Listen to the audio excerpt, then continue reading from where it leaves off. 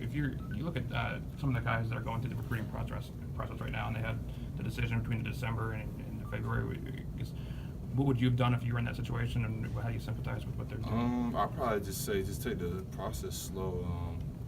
I mean, it's so many things that they're going through your head, so many different scenarios. Because I mean, you're choosing out of so many different schools, especially if you're highly recruited. So for any of those guys, I feel like just taking your time and really just seeing who really needs you and just really just developing a relationship with the coaches who they're talking to. So other than that, I just say just take it slow. Do you follow that at all? You would wait to the second? I wouldn't say I think the situation is always different for each guy. If you're very unsure, I would say wait till all the way to the end. I think once you do that, you'll have a good idea of who is the right place for you. So for a lot of those guys, like I said, it's just different situations. If they feel like the place that they're thinking about is the right place, I say go for it. You're a guy that took it to the very end. Yeah. And how valuable was that last 2 months maybe when there was no football with high school football and nothing really to worry about except recruiting? Yeah, I feel like those are probably the most important things for me. I just wanted to make a good, smart decision and really just see who was really probably the top 3 teams that I really wanted to go to. And with that decision, I felt like that if I just really got a chance to really talk to my family, I feel like that was probably the most important thing. When I talked to my family, we all talked about which team really needed me, and just looked at all of the things where I would get my education and who had the best education and all those things like that. So once I took that into account, I mean, it was kind of started getting a lot easier for me to make that decision. As one of the leaders on this defense, how do you kind of approach this time of the year, and how do you kind of work with the younger guys, to kind of get them thinking the right way? Yeah, for the young guys, as we're starting to get kind of towards the end of the season, probably the number one thing is like I've been saying, man, just with complacency, finding a motivation, setting new goals for yourself. If you haven't met some of the goals that you have planned out for in the beginning, make some new ones that help you get to those goals. So that's basically what I've been doing, and constantly just reiterating those things to those young guys. Eventually they'll start to kind of pick it up and make it their own. How have you seen your role expand, especially on third down or some of those dime and nickel packages, since you've gotten healthier and been able to do a little bit more? Yeah, it was a slow process, and I feel like it was the best process for me, just to make sure that as far as my health, that I was able to be able to play on a high level. And when I was at the beginning, I was just really just playing just inside, and then I developed as coming off the edge on third downs. I feel like once I started doing that, it kind of helped me not only just with pass rush, but also inside as well. I mean, it kind of helped me get into the groove of the game. A lot of times I was staying out there a lot more. It started to help my leg, to be honest with you. So just with that whole situation, man, all of those things happened at the right time, and I never really forced anything.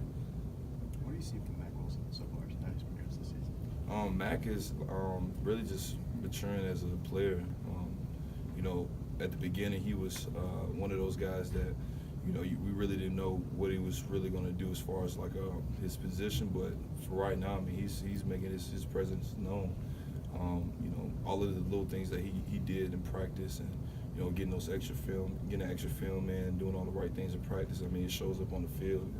For a guy like him, I mean, like I always say, man, the sky's the limit for him.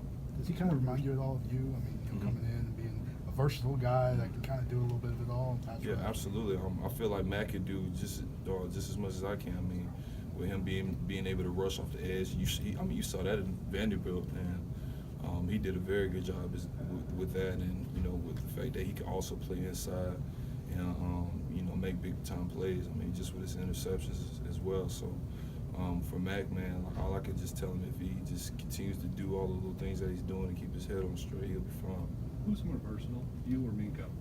Oh, that's a good question. I mean, it's kind of hard to kind of compare us, because I mean, even though we're both on defense, Minka has like his style of play and my style of play. Like Minka is a very fast twitch type guy, just as much as I am. And with us, I mean, to be honest with you, I felt like if we changed like sizes, I felt like we could basically play each other's position, to be honest with you. So just with the type of guy that he is, we compare a lot. I mean, he's one of those guys that he's one of those leaders on our team, and you know he can make big time plays just as much as I can. Could you pull off his hair? Hmm? Could you pull off his hair? Yeah, absolutely. I think I could pull it off. I don't know if he could pull it off the ball though. I don't know if he can pull it off. But, yeah, but that would be interesting to see. Yeah, when did Levi Wallace first get on your radar as the guy who might be able to play? I mean, to be honest with you, Levi's always been on my radar. I mean, I was seeing Levi make these type of plays back in camp and, you know, spring ball and all of those during that time. And I just knew if he ever got the opportunity to, you know, really make plays, I feel like, you know, a lot of people would notice that. And I feel like a lot of people are starting to notice his ability. And I think it's kind of shocking for him, the fact that he's doing all the things that he's doing right now, and you know all of those things are just falling into place like they should for him, and I'm just excited for him. He's graded out as one of the top cornerbacks in the SEC, really all season. Talk about him being a little bit surprised. Have you seen that? I mean, and does any of that surprise you that he's? Yeah, even if he is surprised, I mean, he does a good job of not really showing it. I mean, he showed a lot of poise for him to constantly just perform at a high level each and every week. I mean, you know, most guys, they get in that situation, they kind of get kind of inconsistent, you know, just with the little things and them not being able to, you know, basically just do all the little things that he do in practice. I mean, he constantly does the same things like it's a routine, and when he does that, I mean, it shows up on the field. So for Levi, you know, all I really expect for him to do is continue to keep doing what he's doing, and you know, hopefully towards the end of the season, you know, he'll be probably the top corner coming out. Do you think you have Some two more for lockdown Rashaan? corners? Oh, absolutely. And what does that do for you as a linebacker? Oh, it helps me. It definitely helps me. It's especially with me coming off the edge. It gives me time to get to the quarterback.